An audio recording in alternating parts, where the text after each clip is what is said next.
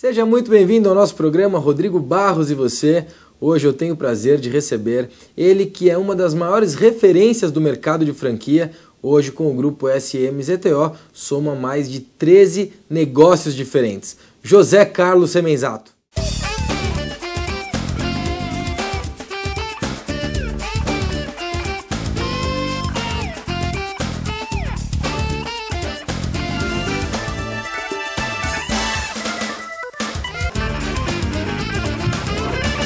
Ele foi vendedor de coxinhas, fundou a maior rede de escolas profissionalizantes do país, a Microlins, e hoje o seu grupo SMZTO reúne 13 empresas. José Carlos Semenzato, prazer recebê-lo.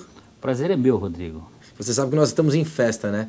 Hoje você é a 4ª entrevista aqui no nosso novo estúdio, Zé. Que bacana, é um prazer e espero que possamos aqui discutir temas importantes e que possam realmente levar uma mensagem para os seus telespectadores, né? Que as pessoas realmente certamente faremos isso. Aproveitar isso. Para começar com isso, o mundo vive um cenário de muita cautela, e principalmente na Europa.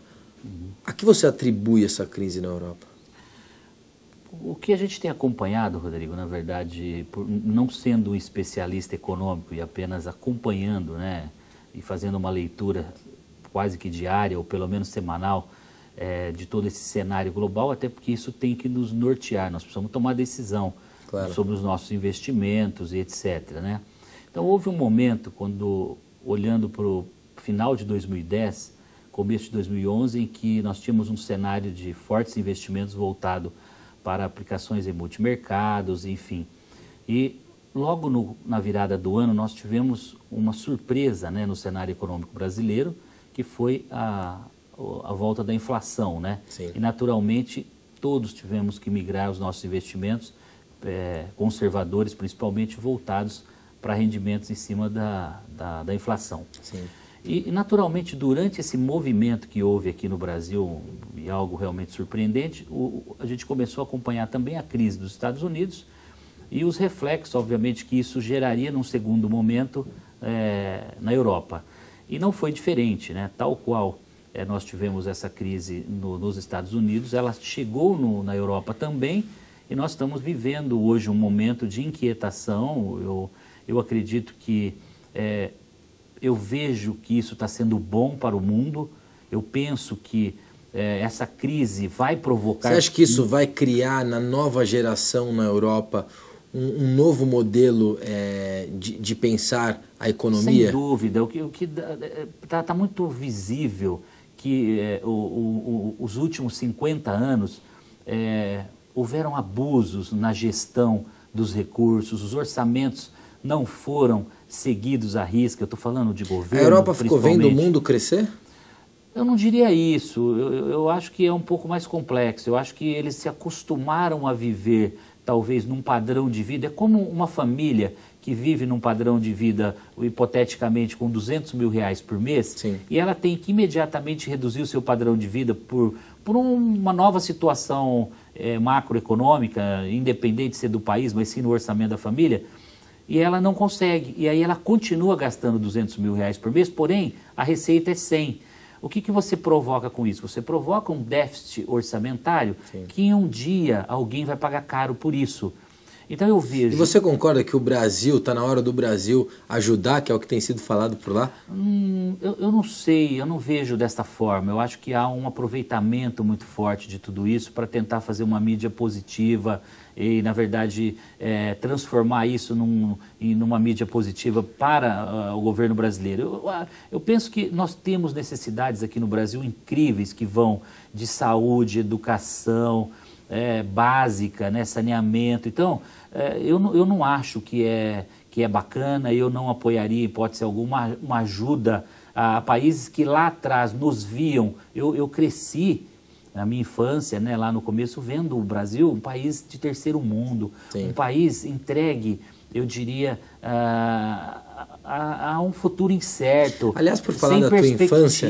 né? Então, eu não consigo imaginar que hoje nós tenhamos nenhuma obrigação de devolver algo desse momento mágico que nós estamos vivendo. Ô, seu Exato, o Brasil tem uma história e a tua história é muito parecida com a história do Brasil em meio a crises, em meio a desafios. Você sempre foi muito movido a desafio. Sem dúvida. E você passou, até no Plano Collor, em 94, por exemplo, você tinha todos os computadores da Microlins financiados, aquilo foi um grande problema para você e você passou por isso. Quais são as reações que as pessoas, que o ser humano deve ter e quais são as reações que você acredita que deveria existir agora na Europa?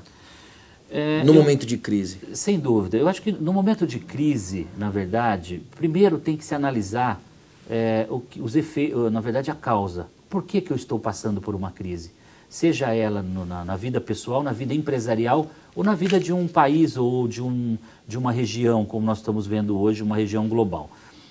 O que eu penso? Nós temos que, já que é inevitável o momento de crise, já que eu estou em meio à crise, eu, primeiro, não posso me entregar a esse momento. Eu preciso encontrar saídas, e saídas rápidas.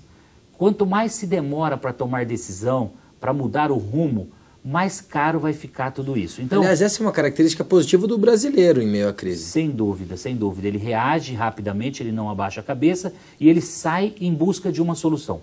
Mas eu acho que o que tem que ficar melhor de tudo isso é quando você vive uma crise, seja um país, seja uma região, como eu disse, seja familiar ou empresarial, é tirar proveito disso.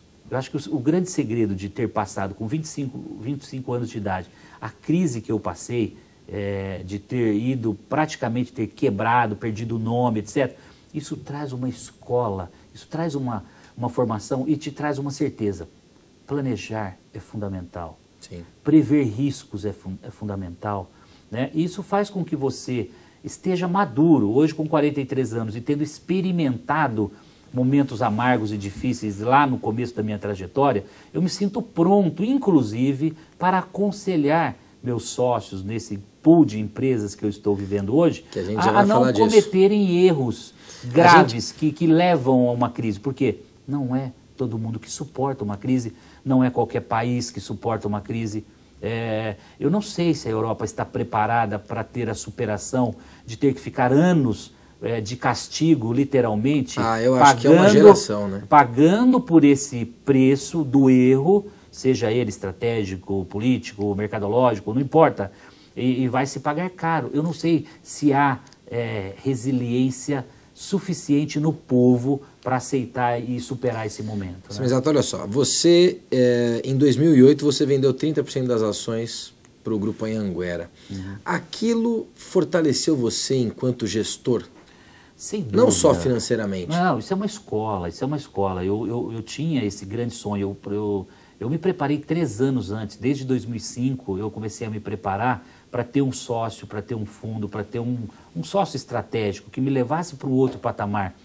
Eu te pergunto isso porque o empresário brasileiro vive um momento, principalmente as médias empresas, ele já não é pequeno, mas também não é grande para crescer o suficiente, e hoje tem recebido aportes, investimentos, são fundos olhando para o Brasil, para as empresas brasileiras. O perfil do empreendedor brasileiro sempre foi muito aquele perfil de empreender por necessidade e não, muitas vezes, pela oportunidade. Você acha que o empresário brasileiro já está preparado para esse novo modelo de gestão? Está sim, e aqueles que não estão buscando se preparar cada vez mais. As empresas, sejam elas pequenas, médias ou grandes, que não praticarem a governança corporativa, não vão sobreviver. Ou seja, eu tenho que ter um negócio que ele é sustentável, que ele é desejável pelo consumidor, né, desejado pelo consumidor, e que ele gere lucro, que ele seja rentável, em situações de extrema governança, ou seja, respeitando o meio ambiente, pagando todos os impostos, Sim. remunerando toda a cadeia produtiva e gerando resultados para os acionistas e para os investidores diretos. Então imagina só, há 20 anos atrás o Brasil não estava preparado para isso. E nesses últimos 10 anos houve um amadurecimento muito grande e eu vejo as empresas se preparando cada vez mais. Principalmente nessa questão tributária, sem né? dúvida. Hoje eu não entro em nenhum negócio e não recomendo que se monte ou que comece nenhum negócio que não tenha 100% de governança. Por quê? ele não vai criar valor agregado. Não adianta. Você sobrevive. E o objetivo nosso como empresário, temos que pensar em deixar um legado, seja para os nossos filhos, seja para o país. Então nós precisamos ter negócios sustentáveis e que fique de geração em geração. E quando eu falo isso, não é de pai para filho, é que a empresa não tenha dependência direta do fundador, que ela seja uma empresa que amanhã eu posso ter uma gestão profissionalizada, executiva. É a cultura que eu estou me empenhando muito em permear dentro das minhas empresas. Não é fácil. Por falar em característica do empresário, o 8º homem mais rico do mundo e o mais rico do Brasil, o Eike Batista, disse a uma revista semanal, na semana passada inclusive, que o empresário brasileiro, principalmente o grande empresário brasileiro, não está preparado para correr risco. Que o empresário brasileiro não quer correr risco e fica esperando que o risco seja por conta do poder público. Você concorda com ele? Eu não conheço com profundidade o tamanho do risco das grandes companhias, né? Eu vivo e estou trabalhando para ser, eu brinco muito com os meus sócios internamente para a empresa e até para fora, como estou fazendo hoje, eu quero ser o rei das pequenas e médias empresas. Eu quero ser o destaque, eu quero ser grandioso na média e pequena empresa. Ou seja, eu não estou, não quer dizer que eu não sonhe em ser o maior empresário do Brasil ou do mundo no futuro. Isso poderá ser consequência. Você sonha? Por que não? Eu penso que isso pode ser possível. Agora, eu não posso ter isso como obsessão. Agora, eu posso ter uma meta de ser a melhor, a maior entre as pequenas e médias. Esse é o tamanho que eu posso sonhar hoje. Essa é a proposta do Grupo SMZTO? Essa é a proposta do Grupo SMZTO. Ter negócios sólidos dentro do patamar das pequenas e médias empresas no Brasil. E hoje você tem, nas 13 empresas, são 13 sócios? Menos sócios, porque tem segmento, restaurantes, por exemplo, que eu tenho 3 com um sócio fundador apenas. Né? Então, depende, mas são aproximadamente 8, 9 sócios. Né? Essa escola lá atrás, inclusive, de ter participado, né, na gestão com a própria Anhanguera Educacional, me preparou muito para ter hoje um conselho mensal com todos os sócios em que impera com certeza as opiniões fundamentais do fundador, de quem conhece com profundidade o DNA do negócio. Né? Semenzato, eu quero te pedir um minuto, nós vamos a um rápido intervalo e daqui a pouquinho a gente continua com José Carlos Semenzato. Vamos falar também sobre o setor de franquias e saber o que ele está achando da gestão da nova presidente, a presidente Dilma. Até já.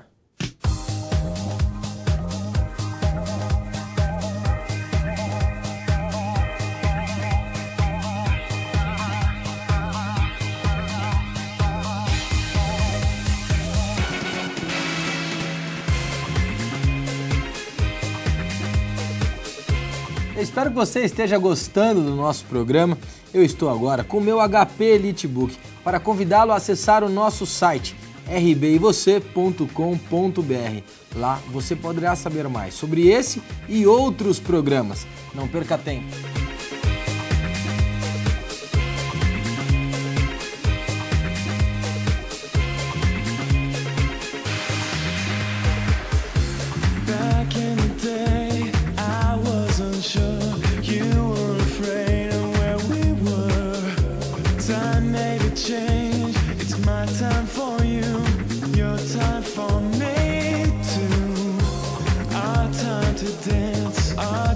To sleep, our time for sunshine, our time for living.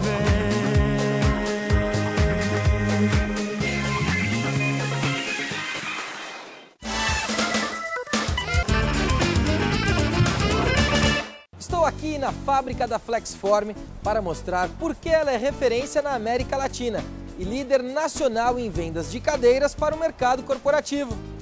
Seus produtos são fabricados com a mais alta tecnologia. A única do segmento no Brasil com laboratório acreditado pelo Inmetro. É por isso que há mais de 45 anos a Flexform é excelência no que faz.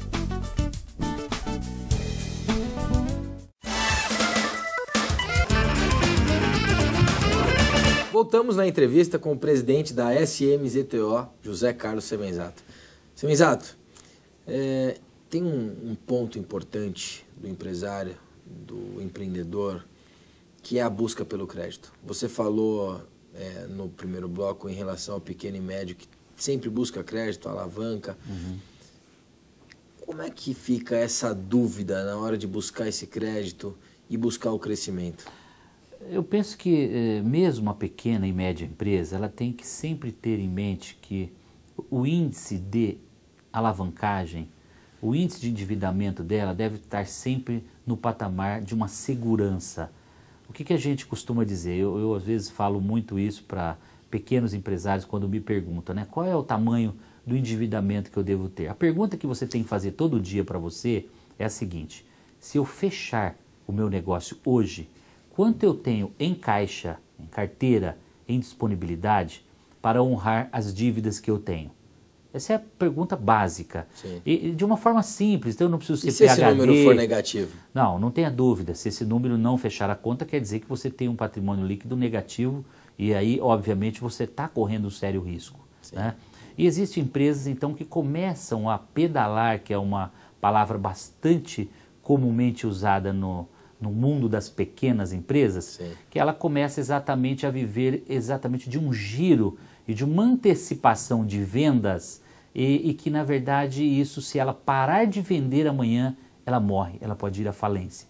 Então, o alerta que fica para os empresários é: administre muito bem a sua carteira de recebível e sempre, todo mês, feche o seu balanço. Isso de uma forma simples. Quanto eu devo em 180 dias? Quanto eu tenho a receber em 180 dias? Qual é o valor do meu estoque pago? Né? E quanto eu tenho de disponibilidade em banco? São 4 análises que você faz. Eu olho e falo: estou solvente, estou gerindo o meu negócio. Porque tem uma outra forma que o empresário também usa, que é: está sobrando dinheiro no caixa. Às vezes você tem sobra no caixa, mas você tem compromissos a honrar. E o brasileiro precisa aprender a separar o bolso da empresa do bolso pessoal. E ele vai lá porque está sobrando 100 mil reais no caixa da empresa, ele já troca de carro, adquire um bem ele pessoal. Já quer comprar um terreno na praia. E ele esquece que no final do ano ele tem que pagar 13º, ele tem provisionamento de férias que tem que ser feito. Amanhã ele vai precisar demitir algum funcionário. Eu estou imaginando aqui o número de telespectadores que assistem o programa nesse momento e estão pensando: aconteceu comigo. Com certeza. Isso é. Agora tem uma outra questão importante: qualificação de mão de obra. Você sempre foi focado na área da educação e agora você cresce para outros negócios, mas existe um gargalo de mão de obra, o que de certa forma é positivo, porque o Brasil vive um momento de praticamente pleno emprego, e existe também uma expectativa do brasileiro em esperar que essa mão de obra seja qualificada pelo governo. Você acha que falta iniciativa das próprias empresas investirem na qualificação da sua mão de obra? As empresas estão investindo, né?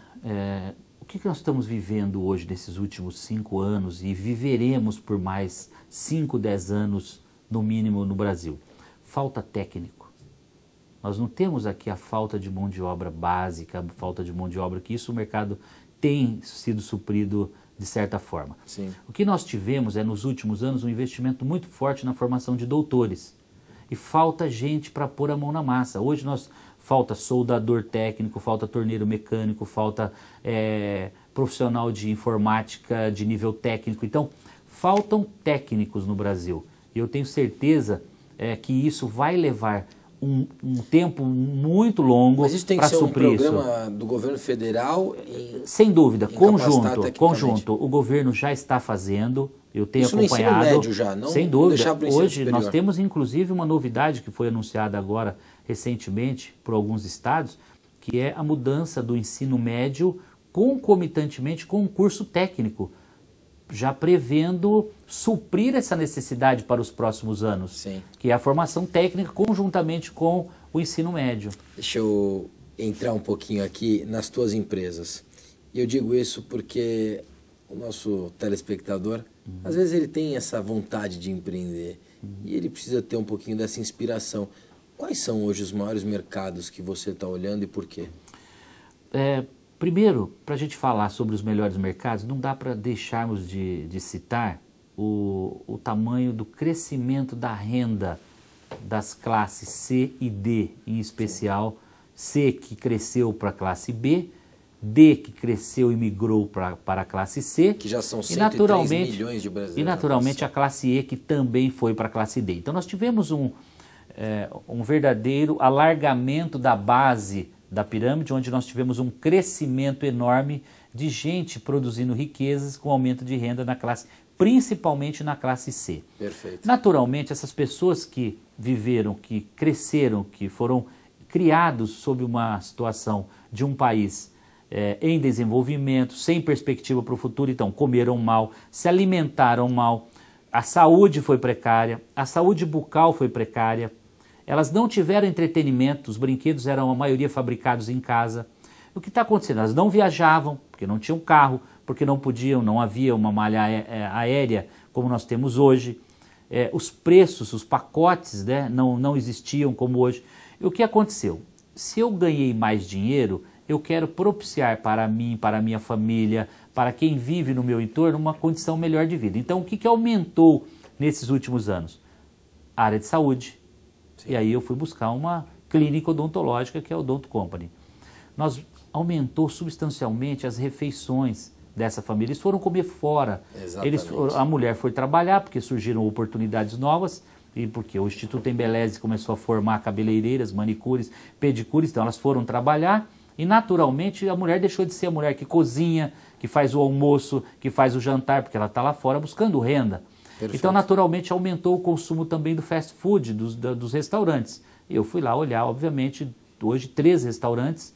Eu tenho o Donas, o Mexerica, e acabei de adquirir recentemente o controle do L'Entrecot de Paris, que é um restaurante. Aliás, um belíssimo restaurante. É um restaurante fantástico aqui no Itaí, em São Paulo, que eu recomendo que todos visitem. Eu também recomendo, inclusive. Sem dúvida. E depois, olhando então para outros segmentos de tecnologia.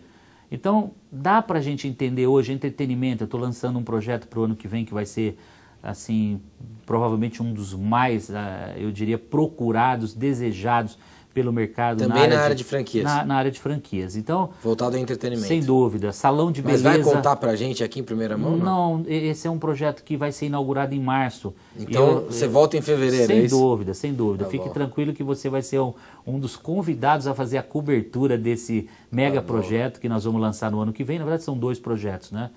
Um voltado para a área de beleza e um voltado para entretenimento. Perfeito. Com foco em crianças e tudo mais. Então tem realmente coisas fantásticas para 2012, sempre com essa ótica de atender a maioria da população. Você falou que a mulher está trabalhando e por isso ela deixa de cozinhar e por isso aumenta o fast food. Tem uma outra coisa que aumenta também, que é a venda de roupas. As mulheres, como estão trabalhando, elas vão comprar ainda mais roupas. Sem dúvida. Esse é um projeto... Já pensou nisso também, não? Sem dúvida. Esse é um projeto que nós estamos para iniciar em fevereiro, né, nessa área. É potencializar uma marca muito forte brasileira que está adormecida. Ela existe há mais de 20 anos. Ela tem um mercado fantástico que, na verdade, entra um pouco a roupas infantil e juvenil. E é um setor que a gente já está no nosso... eu diria no nosso pipeline ali, para poder estar no radar e, na verdade, já praticamente alinhavado para começarmos a desenvolver esse projeto em fevereiro. Então, aquele sonho do Semenzato de ter uma plataforma de empresas aí com 15 empresas na sua holding, ele praticamente a gente já atingiu essa meta, se considerarmos os novos negócios que nós já tivemos que deixar para 2012, porque não havia mais espaço na agenda para trabalharmos ele em 2011. Um desses negócios eu acho espetacular, que é a questão da água. Você capta a umidade do ar e faz aquilo uma água potável. Conta Sem pra dúvida. gente como é que é. Isso vai ser revolucionário, né? Isso vai salvar vidas. Isso nós pretendemos fazer um projeto no Brasil que vai levar solução para muita gente. Tanto em regiões que não tem água, eu diria as regiões secas, onde você fura um poço e você não tem água para dar para a população beber, geralmente, para tomar nesse caso, banho, o ar para também cozinhar. não tem umidade. Não, tem umidade, com certeza. A umidade, com certeza, acima de 15% de umidade do ar, nós vamos fabricar água. Até no deserto, à noite, por exemplo, nós podemos fabricar água. E também nas questões de enchentes. Então, são 2 pontos que a gente está colocando, inclusive, como prioridade para atuarmos, que é levar essa solução. Vai cumprir um papel social importante. Eu não tenho dúvida. Eu não trabalho em projetos que não tenham esse papel social, né? Seja desde a educação em beleza. Estou sempre preocupado de levar realmente algo que agregue valor, que as pessoas possam melhorar, no caso da Embeleze, sua autoestima, né? Lá atrás, com a Microlins, conseguiu o primeiro emprego, com a água levar saúde, levar a oportunidade das pessoas beberem, se alimentarem, cozinhar e evitar doenças, que a água, você tendo uma água de boa qualidade, você faz prevenção de doenças. A maioria das doenças são derivadas de uma água contaminada. Seu Misato, com tantos negócios e com essa classe C que emergiu e que passa a ser a classe consumidora, mesmo com crise internacional, mesmo com crise na Europa, a tendência, então, você continua muito otimista e o Brasil continua crescendo? Eu não tenho dúvida. Eu vejo um cenário extremamente positivo, até porque esses 200 milhões de brasileiros vão continuar trabalhando, vão continuar acreditando, vão continuar consumindo, estão sonhando hoje mais do que nunca, porque esses últimos anos eles foram, na verdade, excitados, eles foram instigados, na verdade, a aprenderem a sonhar e a acreditarem que dá para realizar.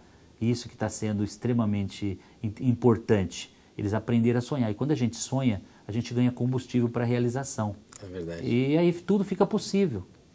Muito bom. Seu Misato, se hoje você fosse presidente do Brasil, se tivesse a caneta da presidente Dilma Rousseff, qual seria a sua primeira decisão, a sua primeira iniciativa? É muito difícil, né? Por não ter um conhecimento profundo, né, das dificuldades exatamente que o nosso país são... O que a gente consegue enxergar é realmente foco.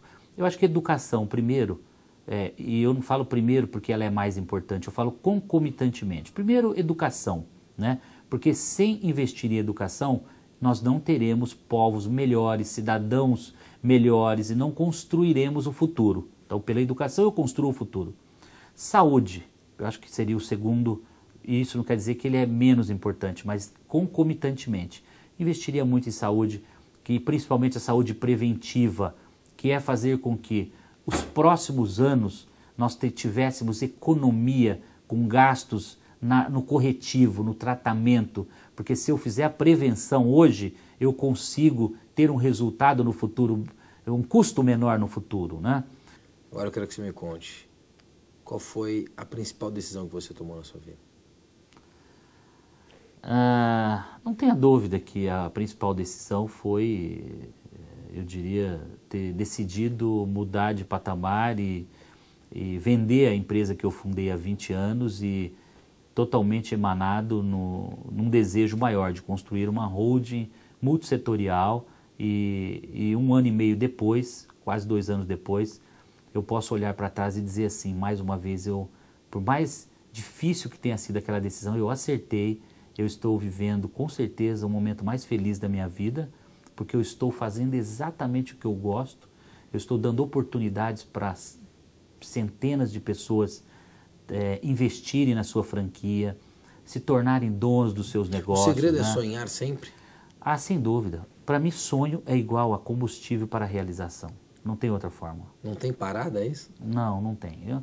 Não tem porque quanto mais sonhos você realiza, você vê que você pode sonhar mais. Por isso que eu disse, o sonho de hoje é ser uma referência no mundo das pequenas e médias empresas brasileiras.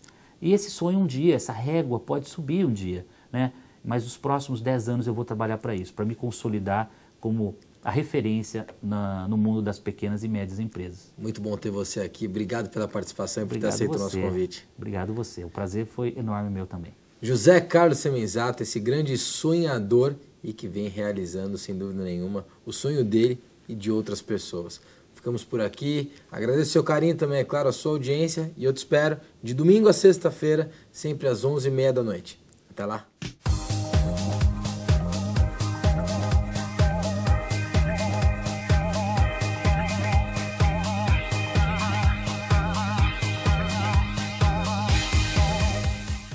Estou aqui na fábrica da Flexform para mostrar por que ela é referência na América Latina e líder nacional em vendas de cadeiras para o mercado corporativo.